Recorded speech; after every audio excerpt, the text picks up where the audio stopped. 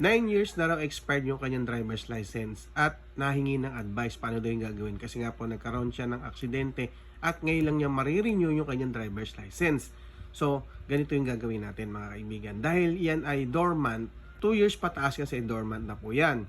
Ngayon, ang gagawin po natin ay sa mga district office po tayo mag-renew. Kasi hindi po pwede yan sa mga mall. So, punta ka sa pinakamalapit na district office sa lugar ninyo at doon ka magre-renew. Magkano ba yung magagastos natin kung magre-renew tayo ng ganitong expired ng 9 years? Okay? So, ang renewal niyan mga kaibigan is nagkakahalaga ng 585 pesos.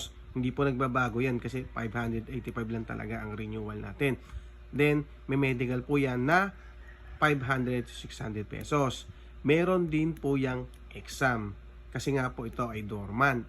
100 pesos po ang babayaran mo sa exam. At meron din po yung drive test kasi nga po dormant na yan. So, kailangan mo mag-drive test. Siguro, pag motorcycles, 250, pataas po yan. Depende po kung anong sasakyan ang kukunin mo. Pero sabi mo nga is, motor ang gagamitin mo is mga 250 yan to 350 pesos ang magagastos mo para sa drive test. At meron din po yung babayaran na penalty. 225 pesos po ang babayaran mo para sa penalty.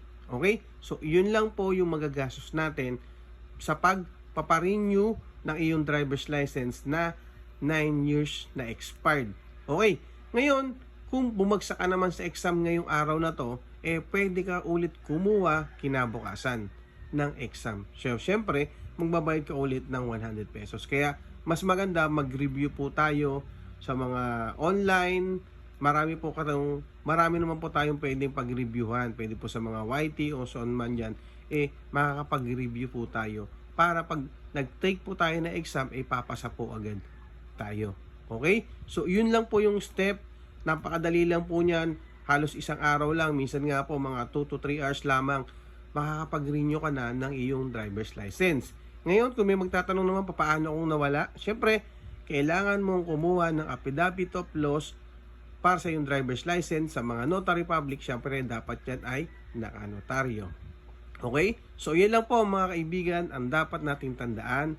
Dapat nating malaman magkano yung magagastos natin kapag po 9 years expired na yung ating driver's license. Okay? So, ayan. Sana nasagot ko po ang iyong katanungan sa ating bagong followers.